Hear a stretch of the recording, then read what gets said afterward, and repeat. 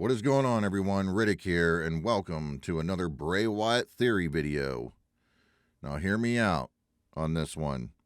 On Friday, Bray came out. We had a very different Bray, a very human Bray, pretty much just being Wyndham, right? He's letting all his feelings out, letting us know what's been going on in this past year and a half. And then, of course, he's cut off by Uncle Howdy on the Titantron, saying to come with him, his life is over, forget the past, forget the future, and then it just goes off the air like that. Now, when we're looking at Uncle Howdy, which I do believe is Bray, obviously, we've already seen Bray come out in that mask. When we look at him, he has the eyes that are similar to the Fiend. They're not completely identical, but they are very similar. The Fiend's eyes were red with yellow around the pupil, and these ones look to be just all red. So here's my theory. Uncle Howdy, in my theory, is an evolved version of the Fiend who has now inhabited Bray, kind of like in The Exorcist, where I do believe we have a Captain Howdy, where obviously Regan is possessed by the evil, okay, and she becomes evil because of this.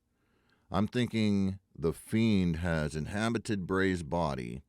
Because he's inhabited Bray's body, this very human Bray, by inhabiting Bray's body, he's no longer this invincible supernatural being, right? There may be still some supernatural elements, but I think that whole invincibility like we had with the Fiend, which really was hard to work with and hard to work around that, I think that is gone since he is now inhabiting Bray's body. Because now that he's inhabited Bray's body, they're just one being together. The mask can come off, but maybe when he's out there and he's wrestling and he takes the mask off, maybe he'll still have the eyes that signify that he's in there, right? Now, when he came out at Extreme Rules and took the mask off, the eyes were not like that. I'm not going to use that as any kind of guide because who knows what the thought process was there.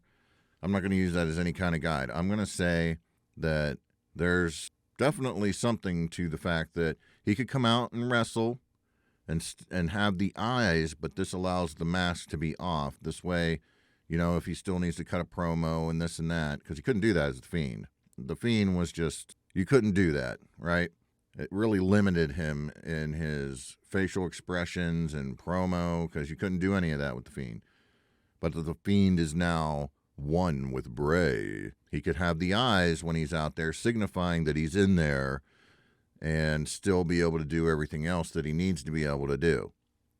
So that's my theory, is that Uncle Howdy is an evolved version of the Fiend that has inhabited Bray's body, much like The Exorcist, hence the Captain Howdy reference, Uncle Howdy, hence that reference.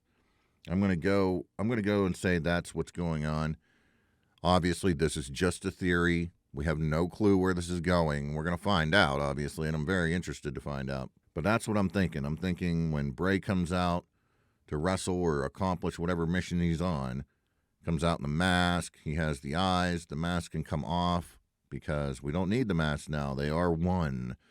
But we see the eyes, so we know that he's in there. And that's where I think you could go with it, if anything. That's my theory on it. As far as the Wyatt Six, I still think that that's all of his personalities. I don't think that's going to be a group that's referenced as the Wyatt Six. I think if there is a group, it won't be called the Wyatt Six. I just think it'll be a group, a new family. Definitely could see Vincent and Dutch being in that family. Bo Dallas for sure. I can see Eric Rowan coming back and being in the family. Like, you're missing an opportunity there if you're going to do that. You might as well bring him back and put him in there. It only makes sense. As far as the women, I don't want Alexa Bliss anywhere near Bray Wyatt. I know people loved them together and all that, but I think that ship has sailed. I don't really want to go down that road again. However, the road I would like to go down is maybe Bray does take in Liv Morgan, and maybe Liv Morgan is part of this new family, because quite frankly, he's going to need a female to enact his revenge on Bliss for what she did to him at WrestleMania 37. Which still needs, those loose ends need tied up. And the only sensible way that he's going to be able to do that is by having a female in the family. So if he brings Liv Morgan into the family, that's who can go and then deal with Alexa Bliss down the road. We're not going to deal with her right away because they're on separate shows, of course, but it could go that way if you brought in Liv Morgan to the family. Then by doing that, you could use her to enact that revenge against Bliss for what she did to Bray at WrestleMania 37. So that's another idea there. I was just sitting here thinking about it, and I was talking about it on Twitter and a couple other places, but yeah, that's kind of where I'm leaning towards this is going, where the Fiend is kind of this evolved entity that has now inhabited Bray's body permanently, and that's where the eyes come into play. He can be out there and wrestle without the mask, but still have the eyes. Of course, we'll see him come out in the mask, but this opens up a whole new door of potential when you can take the mask off, unlike the Fiend, which couldn't take the mask off. So yeah, that's kind of my theory on things. Other people have many other theories about the mask controlling him, and when the mask is on, he has to obey what's going on, and when he takes the mask off, he's, free of it, or goes back to like normal or whatever. Those are good theories as well. But yeah, so that's just where I'm at with it. So we'll see what happens. We got some other news, and unfortunately, Triple H has gotten the C-19 and will not be at Raw tonight. Hopefully, Road Dogg's taking over the show. I don't really want Bruce Pritchard taking over the show. But the show, I'm sure, is already written and in the books, so it shouldn't be that big of a deal.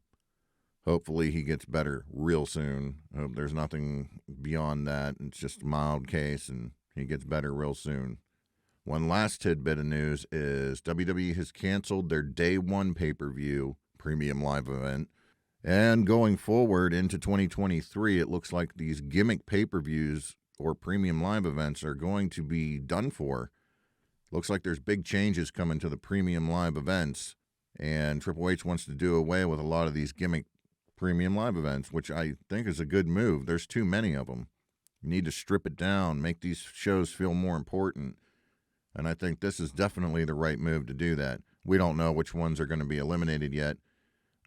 I mean, Money in the Bank, I can see you keeping Money in the Bank, but maybe you don't. Maybe you just make that for a special, like at SummerSlam or at WrestleMania. Definitely need to strip back the how many pay-per-views are happening and the gimmick pay-per-views and things like this. I know, I keep saying pay-per-views. It's premium live events. It's a goddamn pay-per-view, people. So we don't know which ones are going to be eliminated. We have no idea where that's going, but we do know that Day 1 is canceled, and there will be more to come that are canceled. And I think that's the best move, because then you can really make the other ones feel that much more special and actually have time to build things. You don't have any time to build anything with the way the schedule is currently. It's very hard to build towards anything with the way it is right now.